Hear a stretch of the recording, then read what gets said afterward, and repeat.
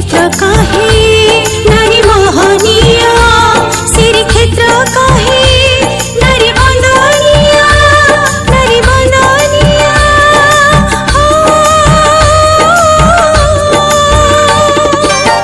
नारी जातिरा गुण गौरव नारी जातिरा गुण गौरव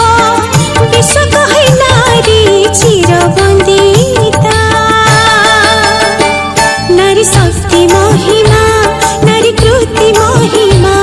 नारी शक्ति महिमा नारी कृति महिमा